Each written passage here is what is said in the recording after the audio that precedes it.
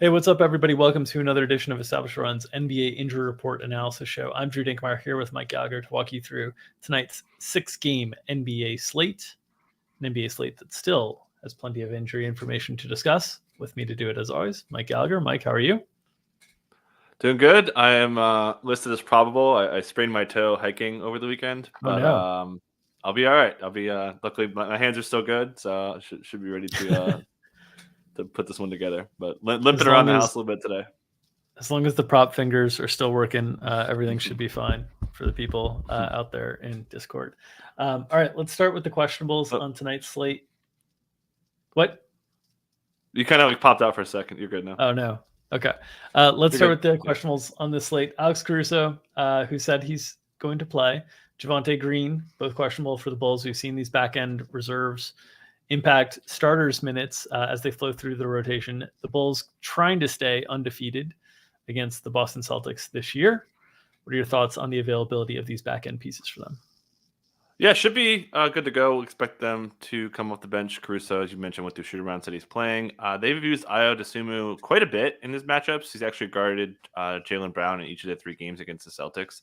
So I'd expect him to start again. And Brown's been kind of bad. He only scored like 20 and change per game. It's been Tatum who scored 30 plus, I think, in the 3 games. So, yeah, we've seen a lot of this Boston and Chicago matchup. So I would expect Ayo to get most of the minutes. We'll see if we'll talk about the Boston stuff on the other side, but I would expect a little bit of a minutes cap on Caruso, and then Javonte could cut into Derek Jones if he can get out there.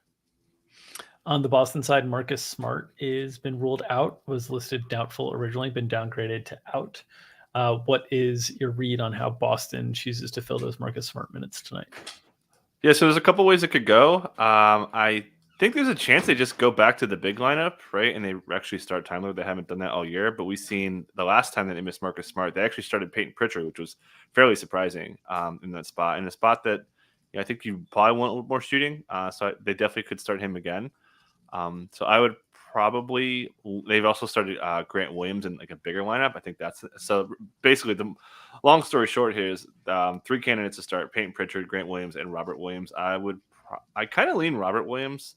Do you have a lean on who they would start in his place? My lean is on Grant. So I think Grant Williams might be used for the defensive matchup with DeMar. And I think Time Lord's still on, such a harsh minutes cap that starting him really like gets screwy with rotations and whatnot. So unless they want to play, Blake Cornett, those guys. So I think they start Grant here, but not super confident in that. Yeah, I have very little confidence. Like we said, we were I think it was 17 and a half minutes the last time Pritchard started, so he wouldn't be great DFS play if he did get the starting job. Yeah, I think you start Grant Williams, you have him on DeMar, you have Tatum on Patrick Williams, so you have him kind of like helping in a little bit lighter matchup. Obviously, Horford deals with Vucevic, and then you put Derek White on probably on Levine and Jaylen probably on Ayo. You could go either way on that kind of approach, but that kind of makes more sense to me. The Pritchard stuff, things defensively, you start to put a little bit of a heavy defensive responsibility on your main offensive players if you go in that route. And then the Time Lord stuff, I think, is just more of a minutes restriction risk that they wouldn't go that route. So that I would rank them in order. I'd rank them Grant, Time Lord, and then Pritchard. Pritchard would really surprise me given the matchup. Okay, let's move to San Antonio, where Keldon Johnson is questionable. Jakob Poeltl is listed probable. They're, of course, without Devin Vassell already. If they were to play without Keldon Johnson and Devin Vassell, how do you think things would look, and who do you think is most likely to benefit in terms of soaking up usage in those spots? We saw that over this weekend in this matchup against Boston, where they actually played pretty well in that spot, but do you expect them to go to the same type of rotation that they did in that game? Yeah, I think so. Obviously, putting Poeltl in the center spot, bumping down Zach Collins. Zach Collins played a ton on Saturday. But yeah, I think I would expect the same starting lineup. Poeltl went through shoot around. Didn't see any word on Keldon, so that's probably a bad sign. Hamstring injuries, that's usually you need a week off. So I would expect him to miss, and I would expect the same lineup. You certainly need the size against the Grizzlies. We got their injury report, so that could be effective. We'll talk about that in a second. But yeah, I think Keita Bates-Diop coming off of illness. We saw him be a DNP CD on the front end of the back-to-back, and then comes out in the starting lineup and plays 22 minutes. So would expect a little bit more to him. And obviously Romeo Langford, assuming Ja's in, would draw that matchup. He's been playing a lot too, and has been very productive. I've been cleaning up on some of his overs. So shout out to Romeo. You mentioned the Grizzlies filing just before we got on the air here. Some interesting notes. John Morant obviously missed yesterday's game. He's listed as questionable. Steven Adams also listed as questionable. And then Brandon Clark was ruled out. Jake LaRavia listed questionable. The noticeable absence from this injury report is Desmond Bane, who on a back-to-back, after having kind of a heavy offensive workload last night, you thought, oh, maybe this would be a spot that they'd kind of pull back on Desmond Bane, give him a night off. Not on the injury report. So what are your expectations on the Grizzlies tonight in this, what should be a softer matchup for them, a home spot against the Spurs? Yeah, like you said, I was surprised to see Bane not on there. Bane went off last night, thigh soreness thing. Taylor Jenkins said last night it was a last-minute decision to not play Ja, so he was pretty close to playing yesterday. Would assume he's going to be out there, but maybe they just sit him. And this is a game they should absolutely destroy with the Spurs. So we'll see if there's a little bit of a minutes cap on Bane, but maybe not. His injury looks to be behind him, obviously with the strong game yesterday. So Steven Adams' illness, don't have a great read there. So we'll probably get game time decision on that one. Yeah, and if Steven Adams is out alongside Brandon Clark being out, that would be a pretty thin front court situation. I'd be interested to see if so yesterday they started Xavier Tillman kind of in this spot, and they were basically able to make it work by playing Xavier Tillman a ton of minutes. We speculated at first, maybe they'll start Santi Aldama next to Jaren Jackson, slide Jaren Jackson over to the center spot. With all the lack of depth, they seem very comfortable just letting Xavier Tillman kind of play a bunch. Would you expect that to be the case again tonight if Steven Adams was unable to go? I think so. He played pretty well. There were some comments from Jenkins about running Jaren Jackson and Santi together a little bit. So maybe they lean into it a little bit more. But yeah, I think Tillman certainly did enough to justify keeping the starting job if Adams is out. All right. Let's move to Los Angeles, the Lakers, where Troy Brown is listed as questionable. Both Russell Westbrook and LeBron James on the injury report as probable. The usual probable tags that we get from them. Lonnie Walker's out a while, no Austin Reeves. So they are shorthanded on the wings. Troy Brown Jr. is one of those wings that they've had to spell some of those minutes. What are your read on his availability tonight? Yeah, but he's got these fake questionable tags the last couple of games. I didn't expect him to play over the weekend. Quad strains are usually like a week or so. So would lean out there. Not confident, though. Don't have much to go on other than just a hunch. So we're going to have him in for the projections. I think that he comes off the bench. I think that they kind of like this Juan Toscano-Anderson look that they've been doing. Obviously, it didn't really go very well in the last game. But yeah, I think that they'll stick him in the starting lineup and play everybody else. I mean, Schroeder's playing so much right now. Yep. Bryant's been playing awesome as well, and LeBron's been just out of this world lately. Yeah, you've seen a couple interesting things from a rotation standpoint without all these wings. Is you're just seeing the guards pile up minutes. Schroeder's been like 35 to 40. Russ has been like 31 to 36 of late. And then the one lone wing that they kind of have left is Max Christie. And as a result, Max Christie ends up having to play a lot. He provides some of that spot up shooting that they are missing without Lonnie Walker and Austin Reeves. So if it's another situation where Troy Brown Jr. is unable to go, I would expect Max Christie's minutes to be, in the 20s once again, just because they don't have a lot of depth there. Kendrick Nunn's minutes have gotten back into the rotation, but only spiked in that one game where he had a hot shooting streak. So I think it's really the guys that they're relying on here are obviously the main starters, and then Max Christie primarily as their primary bench piece. You see Wendy and Gabriel's been pushed just to back up center, essentially with Thomas Bryant, and that's opened up needing minutes at the 4, which Juan Toscano-Anderson and LeBron are filling, and then all these guard minutes kind of filling everything else. Yeah, and should I mention too, Westbrook has been sun running on hitting potential assists. He had 15 dimes on 17 potentials. I believe going into that game, he was around almost 65% of converting his potentials into assists. So shots have been falling for the Lakers, and they've been playing great. We'll talk about that good basketball. that's coming out. So we'll see how it goes. It's a really fun game. I kind of want to bet Denver in this one, by the way. All right, let's move to the doubtful and outs. Still no Bradley Beal for the Washington Wizards tonight. Any notes you want to have there on the Wiz? Yeah, I want to note how much they doubled SGA. According to Synergy, they sent 22 doubles at OKC guys. I don't know who they were, but I assume almost all of them run SGA because they didn't have an on-ball defender. We saw a really quiet start, but then SGA just really cooked down the stretch. So I don't think that CJ is the guy you want to send hard doubles to. So I think it's a pretty good matchup for him. I would assume they're going to start Kispert again. We were both kind of expecting them to go a different way to get Denny Avdi in the rotation. So would expect that starting line to remain. Rui Hachimura's minutes kind of fell off. Didn't really have it in the last game. What Sudsell talked about, just didn't really have a good game, so he kind of kept his minutes down. So I would expect him to rebound a little bit as well. It is sort of a similar matchup without Brandon Ingram, without Zion Williamson. There's a lack of kind of other playmaking in that starting unit. Shea obviously has Josh Giddey and Jalen Williams to handle that. In these instances, it would be like Trey Murphy and Najee Marshall as kind of secondary ball handlers. So it could be a spot where they choose a similar defensive route because there are Valanciunas is the guy that can hurt you offensively. But if you're going to hard double, you're going to make, especially if you double pick and roll in trap, you're going to make Jonas make decisions with the ball on kind of the short roll, and that's an interesting spot as well. So I wouldn't be surprised to see if they keep that same approach. Doubtful and out tags. RJ Barrett for the Knicks is listed doubtful here. It's the initial reporting on the RJ Barrett injury had like a week to 10 days. So it sounds like we're still towards the tail end of that stretch, but it doesn't seem likely tonight. What's your read on any other notes to add for the Knicks? Yeah, pretty straightforward. We're seeing Manuel quickly play a bunch, and the headline has been Jalen Brunson. Last 4 games with RJ Barrett out of there, 28 drives per game, leads the league, 11.1 minutes of touch time, leads the league. Gets the matchup looks bad on paper. You see Drew Holiday on the other side, but the Bucks talk about this a lot on the DFS show. The opportunities could be huge. They allow a ton of pick and roll ball handler possession just because of the way their defense is structured. So we already took a Brunson over. He's my matchup cover boy.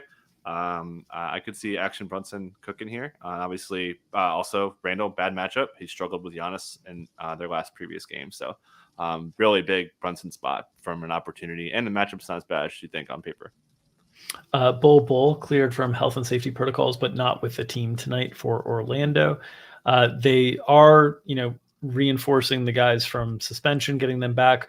We saw last game Mo Wagner get back in, and we saw Mo Bamba cut out of the rotation entirely. Would that be your expectation going forward, or was that matchup specific against a smaller Warriors team? Yeah, I think it's matchup specific, but not confident in that. Mo Wagner's been playing really well, so he's certainly kind of prioritized more, and he fits better, more defensive schemes.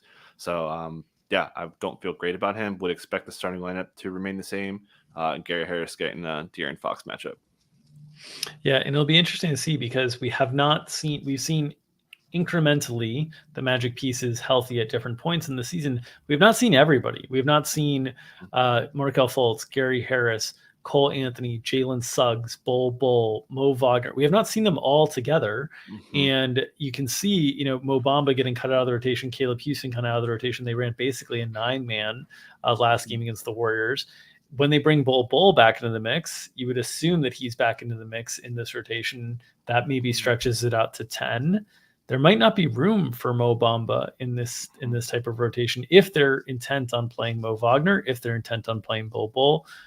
Something to monitor, and also keep an eye on for the trade deadline as well, because this Magic roster is a little bit imbalanced in terms of the bigs that they have available.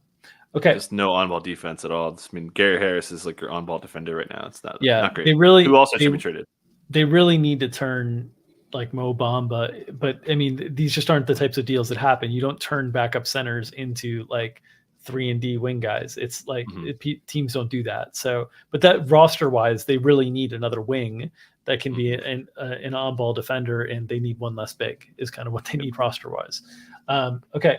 On to the probables and returns. We mentioned CJ McCollum back from the rest game, but Larry Nance Jr. is also listed probable. We know when Larry Nance Jr. is available, there's always the risk at Jonas Valanciunas' minutes kind of getting cut from underneath him because they're very comfortable using Larry Nance Jr. to close as a defensive stopper and a guy who switches a lot. What are your thoughts on the likelihood of Joe Val's minutes, or what are your thoughts on Joe Val's minutes generally tonight with Larry Nance back in the matchup against Washington? which will have Kristaps Porzingis and Daniel Gafford in that front court. Yep. I would expect them to start big again, despite how they've lost a little bit of momentum with that lineup.